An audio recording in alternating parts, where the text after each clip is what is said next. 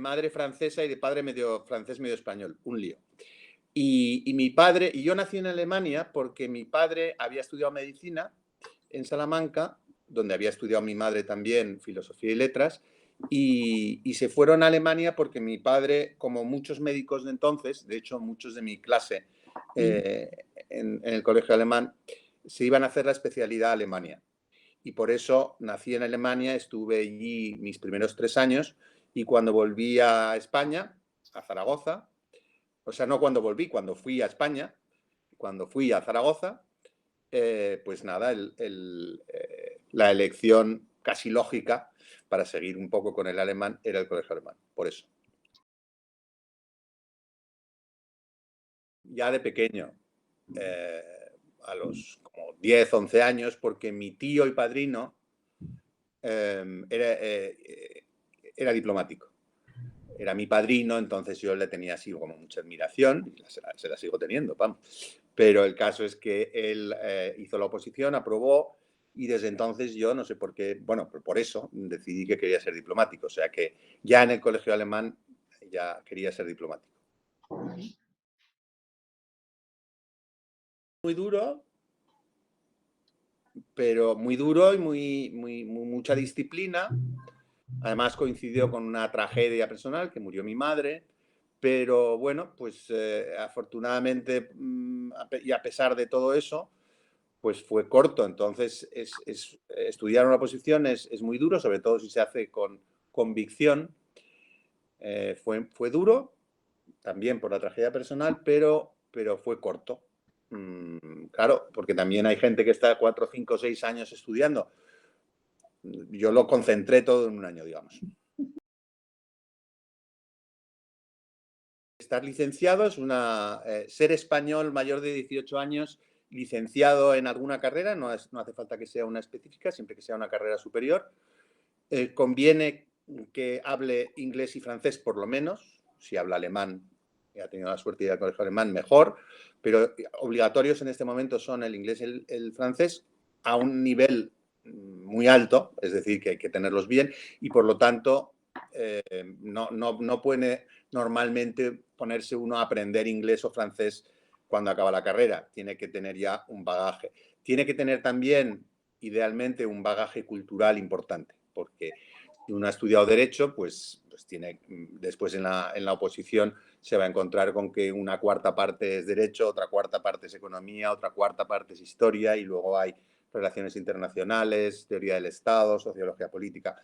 Entonces, digamos que cuanto más bagaje cultural tenga uno, mejor. Y con esas condiciones uno puede, bueno, pues enfrentarse al Everest, que es la oposición, ¿no? Hablo español, inglés, francés, digamos, a un nivel alto, sobre todo el español, claro. Pero vamos, inglés y francés, en mi familia hablábamos francés los primeros años, o sea que yo tengo un francés casi nativo. Algo de alemán, de lo que me acuerdo del colegio alemán, porque luego me concentré en inglés y digamos que no estudié más alemán, pero me dediqué a estudiar mucho inglés. Y hablo algo de japonés.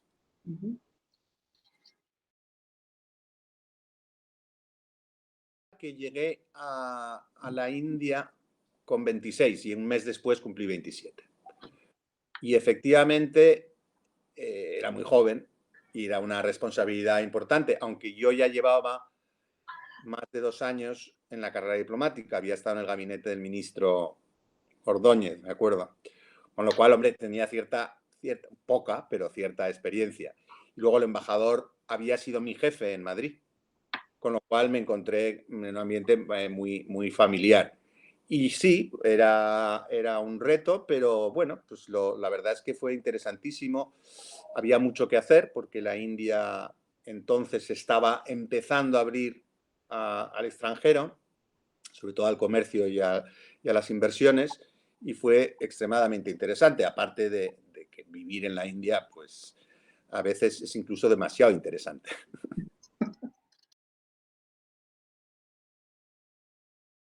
Mi carrera, digamos que se divide entre Asia, sobre todo, 4 años en la India, ahora llevo ya 4 más 2,5 en Japón, con una pequeña etapa africana en Senegal como embajador, y el resto prácticamente ha sido Unión Europea, tanto en el Ministerio de Asuntos Exteriores como en Presidencia del Gobierno y ya finalmente como secretario de Estado. Bueno, pues apasionante. Me ha tocado vivir momentos intensísimos. Cuando estaba en Presidencia del Gobierno era director de Asuntos Europeos del gabinete del presidente, la crisis del euro, la crisis de la inmigración, el Brexit, y he estado en negociaciones hasta altísimas horas de la madrugada en Bruselas muchísimas veces. Yo era además Sherpa del presidente del gobierno, es decir, como enviado especial del presidente del gobierno para las grandes negociaciones europeas, y ha sido una etapa interesantísima e intensísima. Embajador de España en Japón. Antes era primer secretario de la embajada en Japón, y me ocupaba pues de eso, de asuntos políticos y de prensa. Ahora me ocupo un poco de todo, ¿no? Tenemos una importante embajada aquí con oficina comercial, oficina del Ministerio de Industria, consulado, o sección consular, oficina de turismo, oficina de información. O sea que ya es una embajada, digamos, mediana, pero con mucho que hacer. ¿Cómo es el ciudadano medio japonés?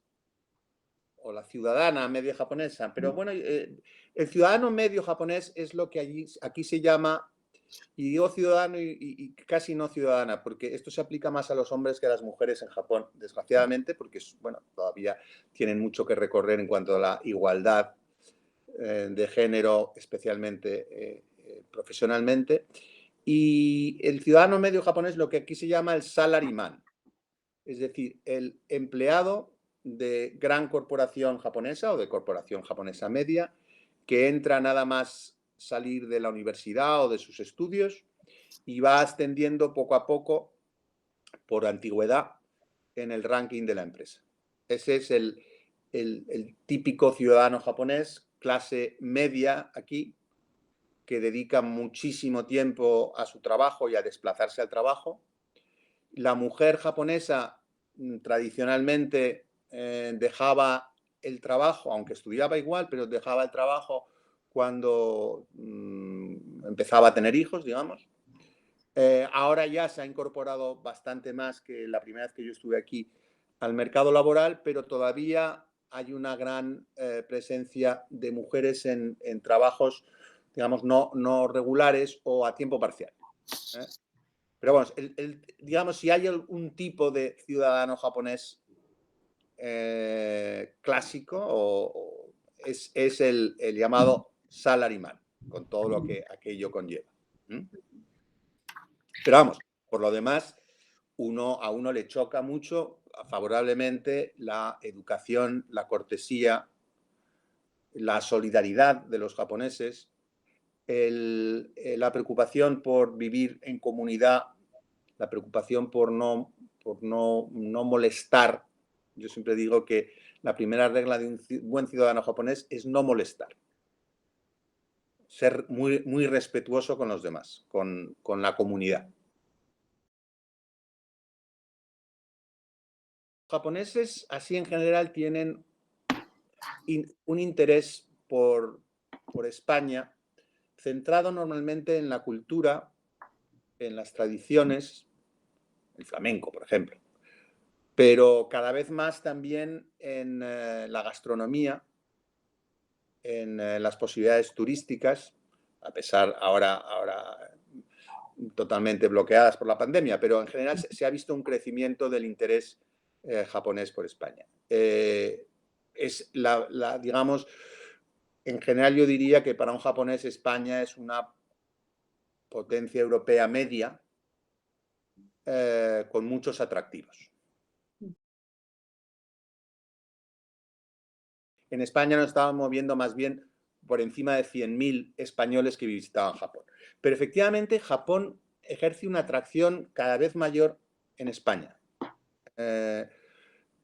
Y bueno, en el primer viaje que un español hace a Japón, pues lo clásico es ir a Tokio y a Kioto y a algún sitio más cercano a Tokio. Eso es lo que más fascina al español. Pero, o sea, eso como lugares, pero lo que más fascina realmente es las tradiciones japonesas, o la mezcla más bien entre tradición y modernidad que uno se encuentra en Japón. Ahora efectivamente ya son mayores y viven en España, aunque vienen mucho a verme y yo voy cada vez que puedo también. Nosotros tuvimos cuando estábamos en la India, nació el mayor y vivió 2 años allí. Después nos vinimos a Japón, donde nació mi hija. Y bueno, mientras estuvimos en Japón y eran pequeños, la verdad es que es un país bastante ideal para tener niños pequeños. Luego estuvimos muchos años en Madrid. Digamos, su experiencia más consciente del cambio fue cuando, al principio de su adolescencia, nos fuimos a Senegal, a Dakar, donde estuvieron 3 años. La verdad es que lo pasaron muy bien, pero sí que es verdad que hubo problemas de adaptación a la vuelta a Madrid. Y es difícil. Hay niños que lo llevan bien y hay niños que lo llevan peor. Los cambios, sobre todo en la adolescencia, hacen unos amigos durante una serie de años y después tienen que cambiar totalmente. Imagínate cambiar de Senegal a Madrid. Entonces, sí que hay que poner especial cuidado para intentar hacer una transición lo más fluida posible, pero no es fácil, no. La vida de un escolar japonés en Japón, otra cosa es en colegios internacionales, los extranjeros y tal, pero aquí es muchísima disciplina. Todos los niños van vestidos iguales, todos llevan el mismo tipo de cartera. Hay muchísima disciplina, tienen mucho que estudiar. Para empezar, tienen que aprender japonés. Porque, bueno, hablan japonés como todos los niños, pero aprender a escribir y a leer japonés, eso les lleva muchísimo tiempo de su horario lectivo, digamos. Hasta los 14 años, realmente, un niño japonés no puede leer bien un periódico, ni puede escribir con todos los, digamos, ideogramas chinos, los kanjis, ¿no? Entonces, eso les lleva mucho tiempo y luego la exigencia aquí en los colegios es muy alta. Y para entrar en una buena universidad hay una competencia terrible y unos exámenes al finalizar el colegio extremadamente exigentes. La universidad en la que es muy difícil entrar, en las buenas, allí pasan los 4 años mejores de su vida, porque la exigencia, curiosamente, que es tremenda para entrar, sin embargo, se relaja muchísimo durante los años de universidad.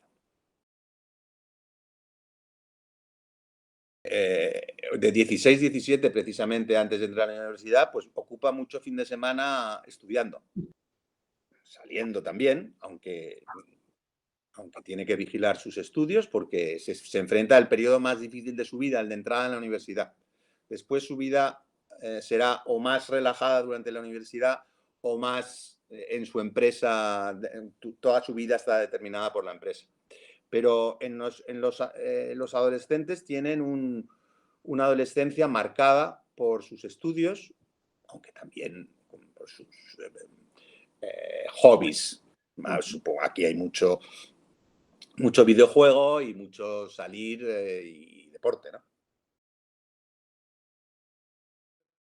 Los recuerdos del Colegio Alemán de Zaragoza para mí son los recuerdos de mi niñez, porque yo entré a los 3 años y salí con 14, creo. Porque claro, yo me fui de Zaragoza con 23, justo antes de cumplir 24.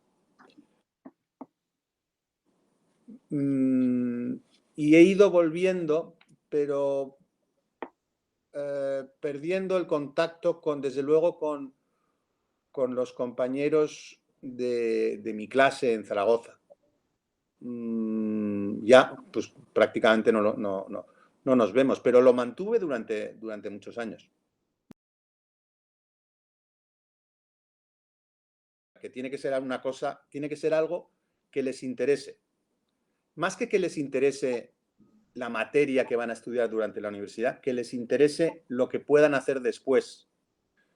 Yo quería ser diplomático. El derecho no me interesaba especialmente porque no quería ser abogado. Luego, estudiando derecho, la verdad es que lo hice bastante bien y me llegó a interesar mucho. Pero bueno, yo lo estudié como una forma de llegar a ser diplomático. Para mí, hombre, a lo mejor gente no tiene todavía pensado lo que quiere hacer después de estudiar la universidad, en cuyo caso lo mejor es elegir una carrera que les interese la materia. En caso de que ya sepan lo que van a hacer, bueno, pues tienen que elegir la mejor carrera para llegar a ser eso. En mi caso era derecho, podía haber sido otra, pero yo creía que derecho me daba... Y luego se demostró cierto, porque curiosamente la gente se cree que el derecho es algo que simplemente se empolla y ya está, pero no, la gente que no había estudiado derecho en la oposición lo pasaba fatal con los temas de derecho. Bueno, el caso es que mi consejo fundamental es que elijan la mejor forma de llegar a ser lo que quieren ser si ya saben lo que quieren ser. Por ejemplo, está muy claro que si alguien quiere ser médico, pues tendrá que estudiar medicina. Pero bueno, en otras carreras puede que no sea tan claro. Por ejemplo, para ser diplomático se puede estudiar Derecho, Economía, se puede estudiar cualquier carrera, pero bueno, yo diría Derecho o Derecho con empresariales o políticas o algo así. Bien. Y si no saben lo que quieren ser, bueno, entonces que elijan bien algo que les interese lo que van a estudiar.